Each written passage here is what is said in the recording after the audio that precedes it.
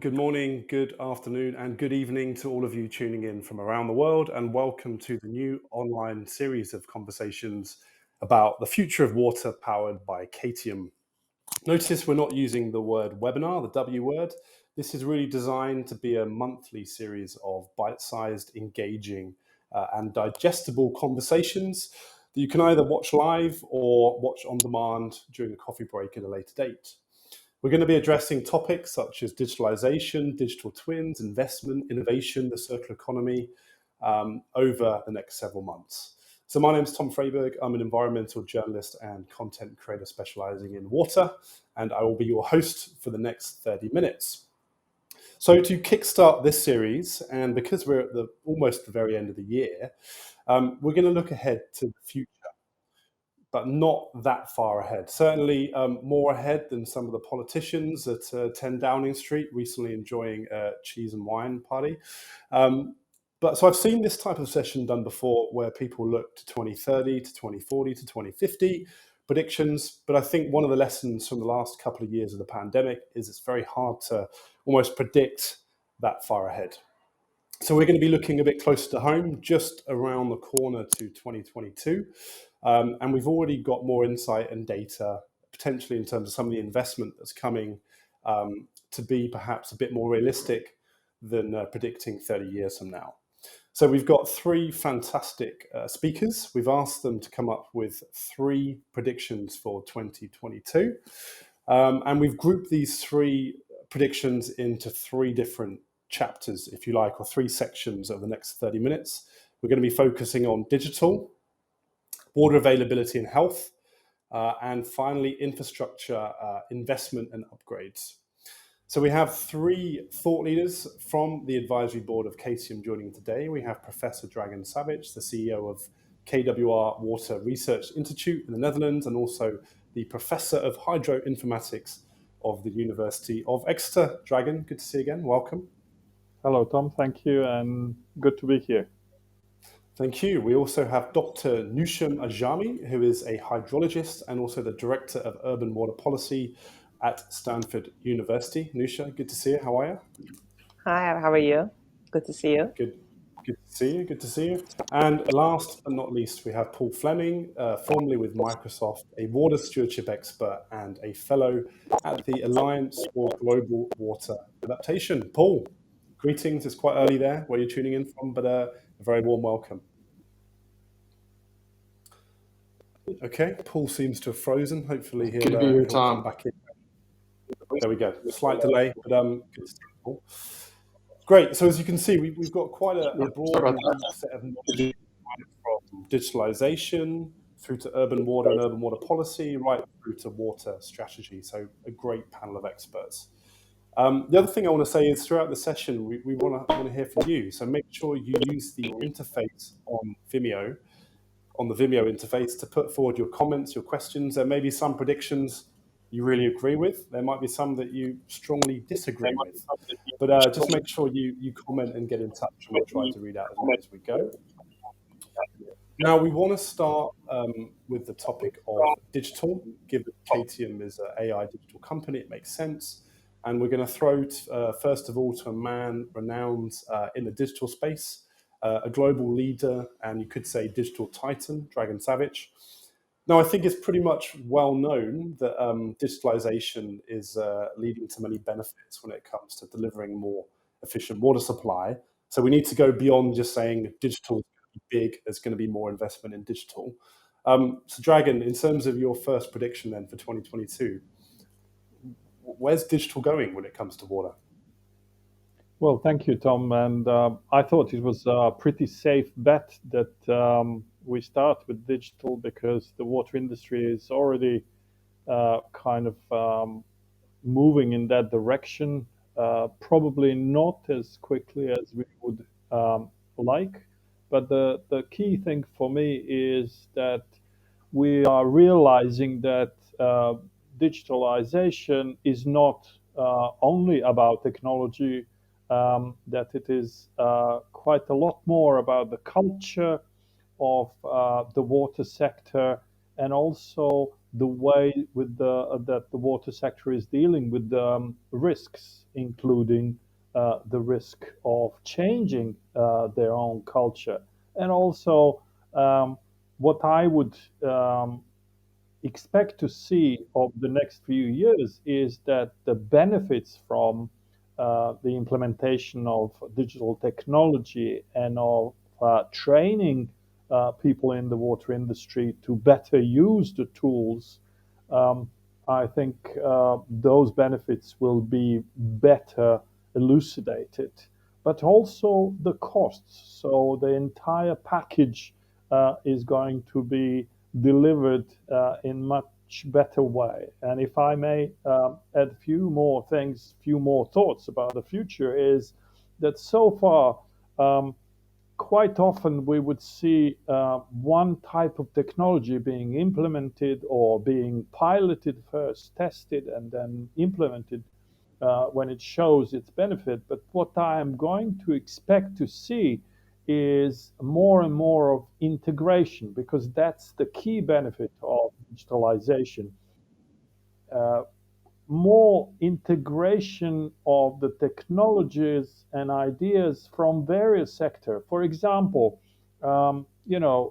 remote sensing and sensing on the ground will be integrated and give a better kind of actionable decisions to the people using them in the water industry. So for me, those are the key points, that digitalization is moving away a little bit from the tools, but more towards people who are going to use those tools, and also that benefits, risks, and costs will be better elucidated by those providing digitalization tools or doing or digital transformation within the water sector.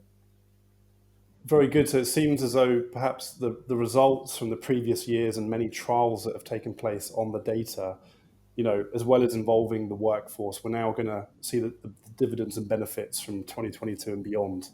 And I think it's right what you said at the very start. There's still perhaps a spectrum of maturity when it comes to utility adoption of digital. But great, thank you, Dragan. I think that's a nice link to Newsha, because when you're talking about digital transformation, you've mentioned previously about workforce development. So this ties to perhaps Dragan's angle of going beyond the technology. So maybe you could comment of how you see this playing out in 2022. Sure. So I think Dragan put it quite well. I think that this transition is happening, but slowly.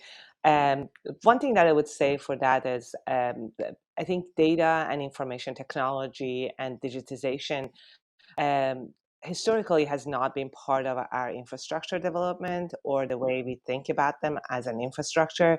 And I think we are sort of making that transition to realize data, I call them soft infrastructure, data, digitization, tools. They're all part of this an infrastructure package for any utility.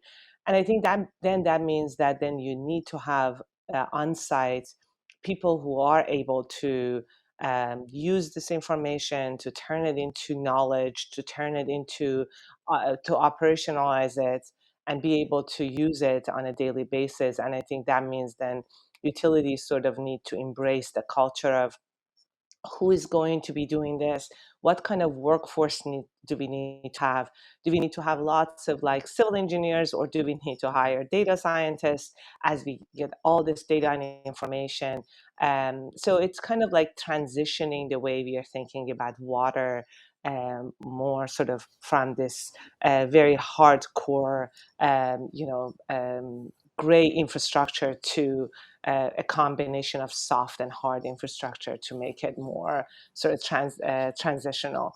So that is what I think it's going to be needed as the water sector is transitioning. I think that's a great phrase there, the kind of the transition and looking to shape the workforce of when you're talking about a water utility, like the challenges coming up ahead and also operationalizing That's a phrase we've seen come up more and more again, the data that's been gathered and how to put it into action. So great stuff, Newsha. So let's kind of shift it on to Paul then, because you, from your previous work, can maybe talk about this from a river basin level, and actually, where do you see things changing when it comes to data digitalization and operationalizing previous efforts from 2022 and beyond? Great, thanks, Tom. And I think it's timely to talk about or reference a quote about predictions, that it's tough to make predictions, especially about the future. So keep that in mind as we look back a year from now and see if we hit the mark or not. I think Dragan and Newsha framed this really well, and thinking about utilities in particular. And my prediction is more about at the basin scale, and particularly, I hope, it's a little bit of a hope and predict, that we'll see new tools, refinement of tools out of the private sector, startups, early stage companies that do a much better job of helping to make basin level information, basin diagnostic information about water health, water availability, water quality, etc., accessible, credible, and commonly understood. And those are all critical, particularly from the corporate perspective. If companies, others want to make investments that are going to actually improve basin conditions. Right now, I think we're dealing with a fair amount of asymmetry, where at a basin scale, and within the communities within that basin, or the agencies that operate, or NGOs that operate in that basin, there may be some knowledge about what the key stressors are, but that information is held often by a limited number of people, and it's not distilled, aggregated, and presented in again, an accessible and credible platform, so that others who are looking to make investments to improve conditions can understand where they should be making those sort of stewardship investments. So again, my prediction is that we'll see the emergence of more tools that will make that whole enterprise better, more efficient, and help to direct resources towards where they need to go. Thank you, Paul. I think the quality angle of in terms of collectively improving the watershed health is a really interesting angle for where that can potentially play out, and more tools and data about the quality of the water environment. I think that's something where previously, we've looked at volumetric goals and the quantity of water, but actually looking at quality. And as you mentioned, sharing knowledge internally within multiple stakeholders, that's something really interesting. So on the subject of water availability and health, we are going to move on quite quickly, just because we want to make sure we get through all 10 predictions in a very short space of time. I think when it comes to the climate impacts on water, you can look at it from either too little water in terms of drought and also flooding. So that's something that the speakers want to pick up now.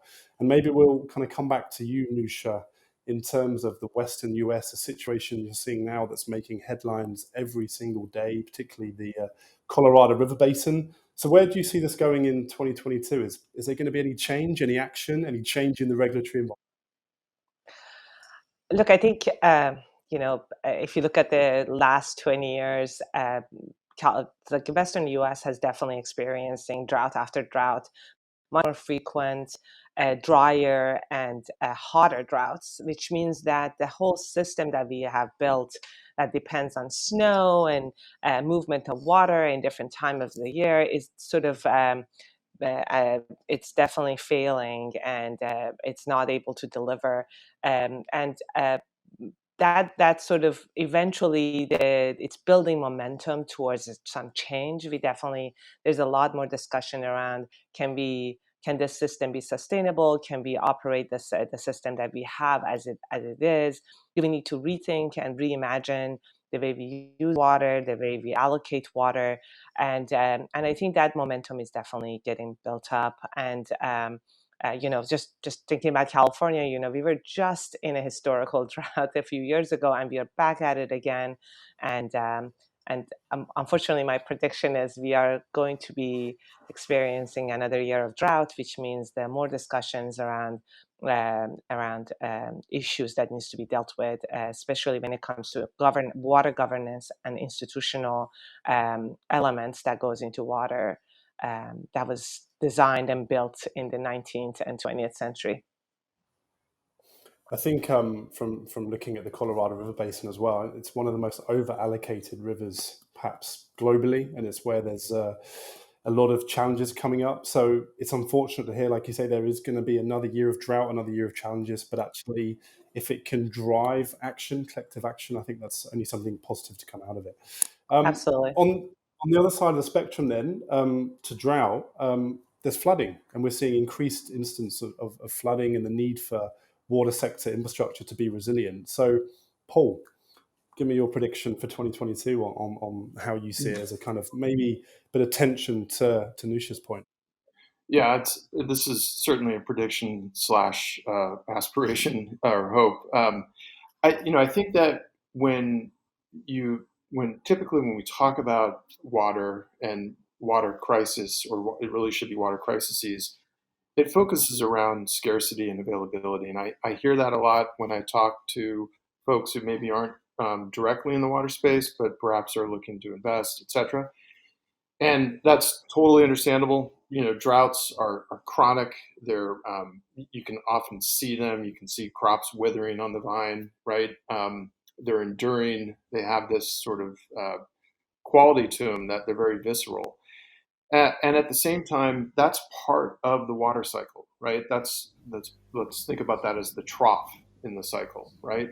We also have the peak, and that's flooding. Those are also very visceral, visible, but I don't feel it gets as much attention or focus when we talk about water crisis or water crises. It's typically focused in on scarcity. And flooding is a huge part of this, right? It is part of the water cycle. It's an part of it that is likely, just as droughts are to be exacerbated by climate change. And they're a huge expense, hugely disruptive, have major public health implications, typically, a lot of property damage. And I don't think it's nearly as it's not coupled as much or focused on as much as droughts. And that's not to diminish the importance of drought. So I think we'll see more of that. New York Times has a great article up about what's happening in Vancouver last month, third largest city in Canada. Its rail lines and its roadways into the city were cut off by droughts caused by atmospheric rivers.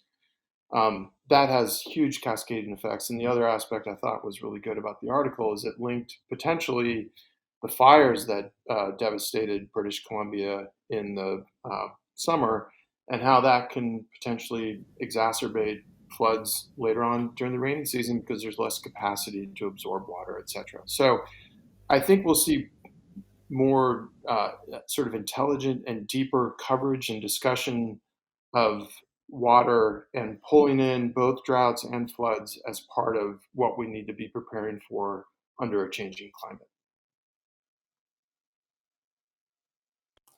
Great, thank you, Paul. Yeah, I think droughts do tend to get the lion's share of the media coverage, but I mean there was the incident in Western Germany in the summer, 40,000 people affected.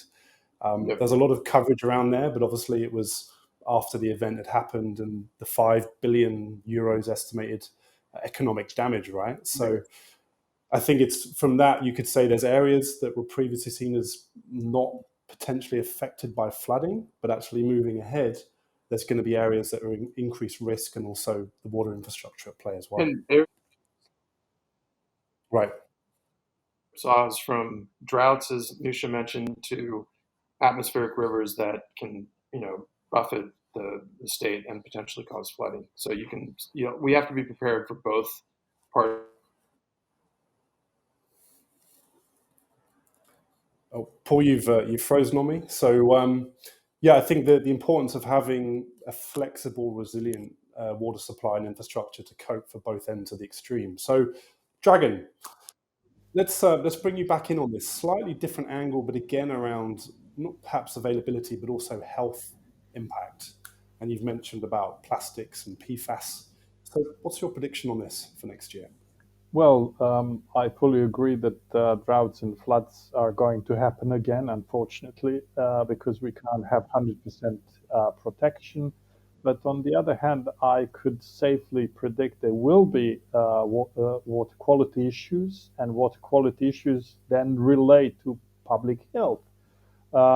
So PFAS is one of the many what they called PMTs, or uh, um, they're called permanent, mobile, and toxic substances in our environment, are going to be on the minds of many, many water providers in the world.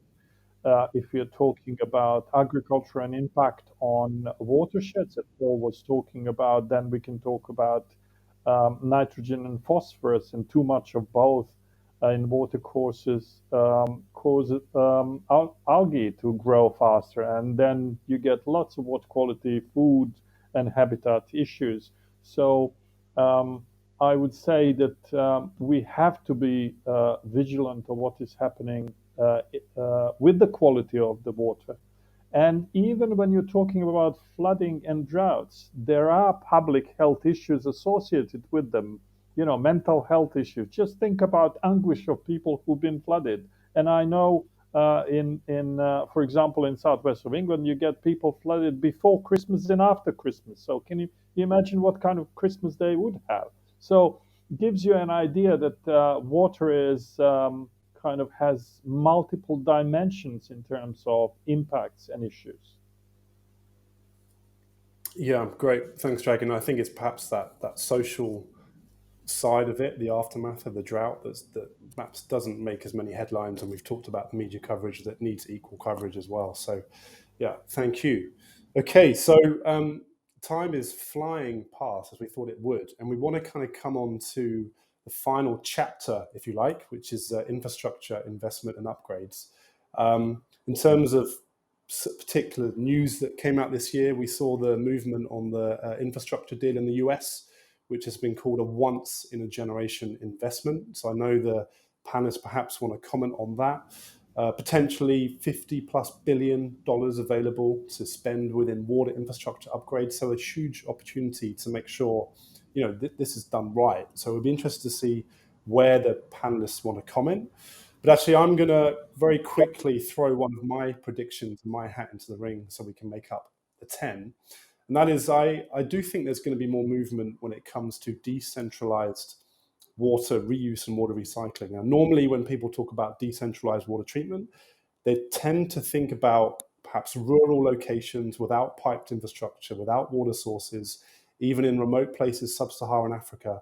But actually, I think in developed nations, in cities with a mature infrastructure and supply, there is going to be movement on solutions to help recycle particularly grey water within commercial buildings, and also building residential buildings from scratch. So actually smarter water buildings that can reduce the amount of water that's required to actually alleviate the pressure on the utility. We had some really interesting conversations with the 50 Litre Home Coalition this year. It's worth checking out. This is a movement and a collection of spun out of the Procter & Gamble, including the World Economic Forum, major companies involved to actually help to build a home where the average water use is 50 litres per person per day. Whereas if you look actually in the US, it's over 400 litres, in parts of Spain, over 300 litres. So the idea is to create a feeling of abundance with a more water efficient home. So that's my prediction: more decentralized reuse, recycling, more efficiency within the home to reduce on the supply. Now I know, Newsha, one of your predictions is to kind of look at the integration, right, between centralized and distributed infrastructure.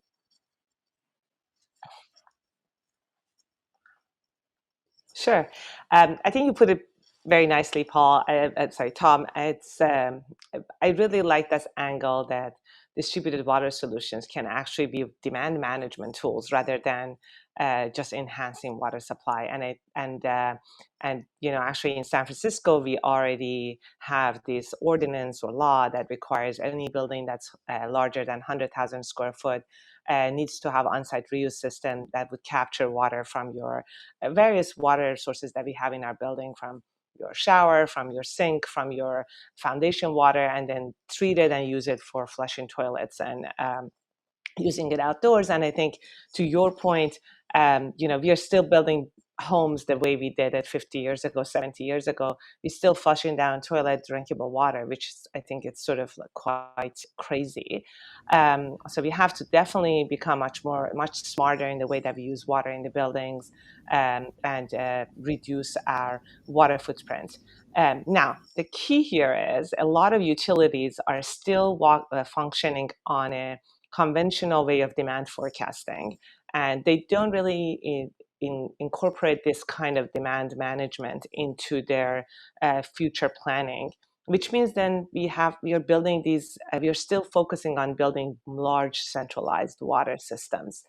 And my biggest my prediction and my biggest worry is continuously is how these distributed systems and centralized systems are going to be functioning together. Because if we are reducing water consumption at the building level or at the neighborhood level, and therefore we are not putting a lot of demand on our centralized system, and at the same time we are building complex centralized systems that are expected to deliver water to everybody, you can imagine the change in pressure, the amount of water, the movement of water that's going to change within the system, that needs to be well understood and well incorporated. So I think this hybrid infrastructure model that we're going to have, I predict that we're going to have in the next 50 years or next 20 years in the water sector, really requires a very different look at how these two pieces are going to fit into each other. Often I sort of tell people, think about your solar panels on your roofs and the electricity that comes from your grid. There is a friction between the two that needs to be addressed, and I think more and more we are realizing that. And I think that this whole digital transformation is going to enable some of this sort of integration, hopefully, in the years to come. Great stuff. I love the phrase, the hybrid approach, and I think we are behind the decentralized energy business, and I think change is coming, so lots more work to be done, and it's a great case study you mentioned there in San Francisco. So, Dragan,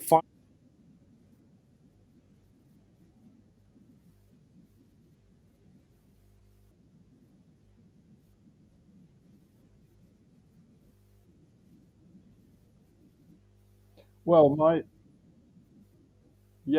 I believe that now you can see that even big economies like in the US and Europe are investing in their existing systems. But low to medium income countries, particularly, I'm talking about Africa, where major urbanization is going to happen, or it's already happening and it will continue.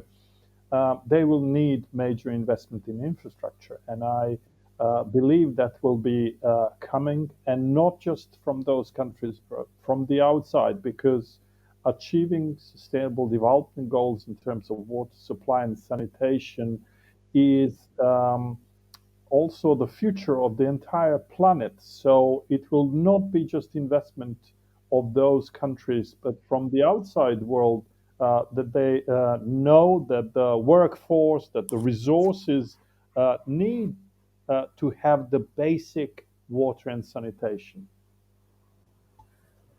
you mentioned the Sustainable Development Goals. I think 2022 next year, 8 years away from the 2030. Time is ticking. The UN has already said we need to quadruple our efforts. So you're right. We really need to make sure that the large sums of investment are going to put in basic infrastructure where it's needed to move the needle. Great stuff. Thank you, Dragan. And finally, Paul, to conclude, and number 10 out of 10 prediction. Where do you see then in terms of this enormous, gargantuan amount of money that's potentially going to be invested in the US to make the infrastructure more competitive? Well, first of all, I mean, this is a major accomplishment to get water and funding for water infrastructure as part of a massive infrastructure bill that came out of Congress and the president and executive branch. So that's great. I think for 2021, my concern would be that the things that we're talking about are not really landing quite yet at the decision maker level for how this money is going to be spent, right? So if we talk about digital, we talk about resiliency. My concern, and 2021 is probably going to be when people pull together their plans to figure out how they're going to spend the money and put in the applications to get the various pools of money that have been established.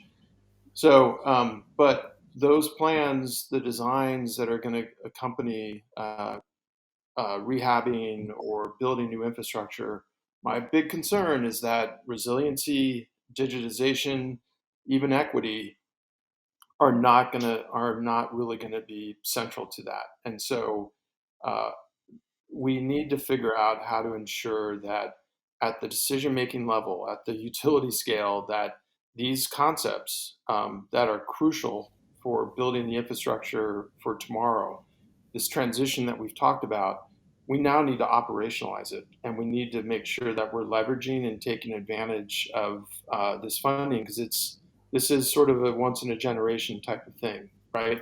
So my concern is absent hard work and rolling up our sleeves to get concepts and ideas and frameworks that we all want to see adopted, integrated into decision making processes, it's not going to happen. So, not to end on a dour note, but that's my prediction. Well, if you think about it, there's been so much that has learned when it comes to these perhaps new ways of working on digital, decentralized, that Newsha mentioned.